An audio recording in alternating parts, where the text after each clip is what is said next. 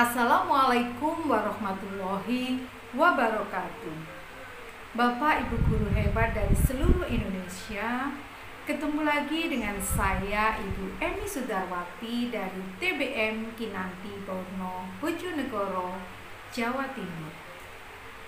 Pada kesempatan kali ini, saya akan membaca sebuah kisah inspiratif dengan judul Mengeluh dan Peluh Saat Daring, karya Ibu Mimin Maimunah SPDI.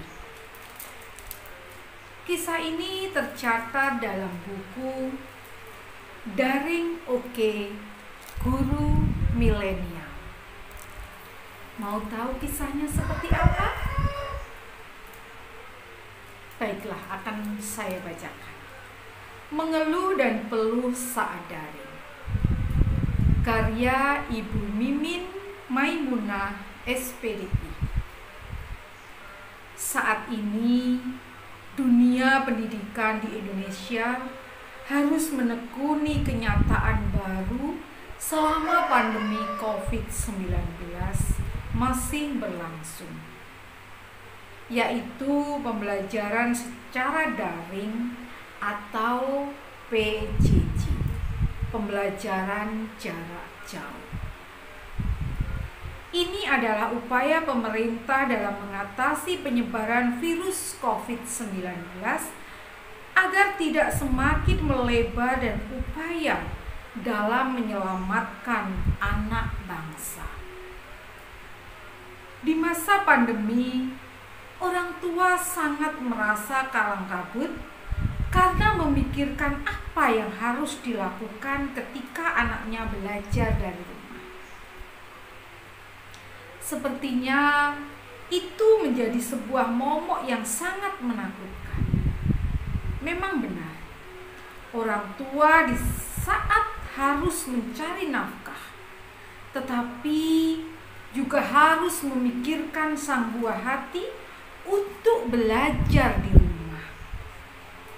Mereka harus menambah peran mereka sebagai guru yang harus menjelaskan materi yang kurang dipahami dan harus membimbing tugasnya, menasihati agar segera mengerjakan, tidak menunda-nunda pekerjaan dan lain sebagainya. Semua itu membuat banyak orang tua yang mengeluh dan selalu bertanya kapan keadaan ini akan berakhir. Begitu juga yang dirasakan wali murid dari madrasah kami. Saya adalah seorang guru yang mengajar di Madrasah Ibtidaiyah di wilayah Madiun sebelah timur. Mulai awal pandemi sampai sekarang, madrasah saya juga melakukan pembelajaran secara daring. Sebagai seorang guru, saya dan teman-teman harus memutar otak bagaimana agar kegiatan belajar mengajar berjalan secara efektif walaupun anak-anak belajar dari rumah. Hal pertama yang kami rasakan adalah molornya jam belajar dan mengajar. Kedisiplinan waktunya kurang. Biasanya jam belajar dimulai pukul 7 bisa molor hingga siang hari. Bahkan untuk mengumpulkan tugasnya bisa molor sampai malam hari. Para siswa sudah terbiasa dengan situasi rumah yang santai yang tidak dibatasi waktu belajarnya. Bagi siswa yang didampingi orang tuanya dalam belajar, mereka bisa memahami materi dengan baik dan mengirimkan tugasnya secara cepat dan disiplin. Tetapi bagi anak yang orang tuanya mencari nafkah mulai pagi sampai sore, akan mengalami kendala dalam belajar.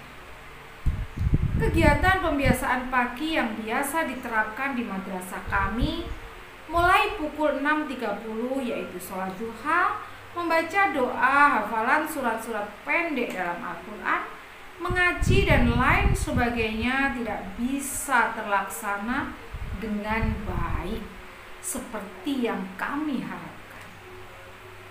Bagi orang tua yang sangat peduli dan mempunyai waktu luang untuk mengawasi anaknya, pasti setiap pagi selalu melaksanakan pembiasaan sholat duha dan mengaji dengan tertib. Tetapi bagi orang tua yang bekerja di luar rumah dan harus berangkat pagi, tidak bisa mengawasi anaknya untuk melakukan pembiasaan pagi. Jadi, ada beberapa siswa yang tidak melaksanakan pembiasaan pagi yang diterapkan oleh madrasah. Begitu juga dengan proses belajar setiap hari. Ada yang rajin pagi pasti belajar, tapi ada yang belajarnya menunggu orang tuanya pulang dari bekerja. Kesuksesan siswa belajar dari rumah tergantung dari kepedulian orang tua dalam membimbing dan mengawasi anak-anaknya di rumah. Selama mengajar daring, madrasah kami menggunakan media WhatsApp dan aplikasi e-learning.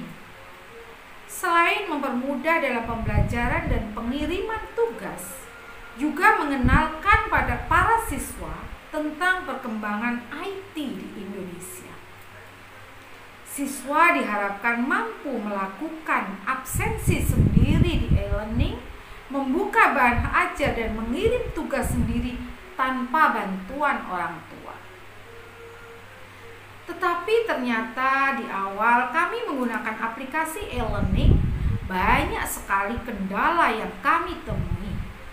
Salah satunya adalah siswa yang orang tuanya belum mempunyai HP Android. Ada lagi orang tua yang sudah mempunyai HP Android tetapi terkendala dengan sinyal. Ada lagi yang orang tuanya kurang mampu sehingga tidak bisa membeli pulsa secara terus-menerus. Saya sebagai guru merangkap wali kelas bertanggung jawab untuk kesuksesan belajar siswa dalam satu kelas.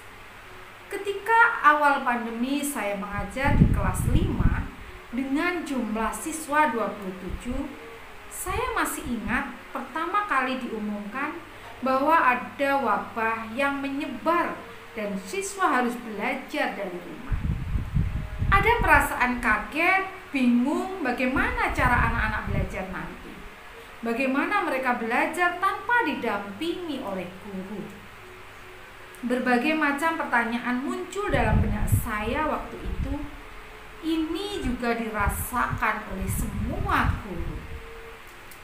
Pertama kali saya hanya menggunakan media WhatsApp untuk menyampaikan materi dan Google Formulir untuk memberikan soal ulangan harian.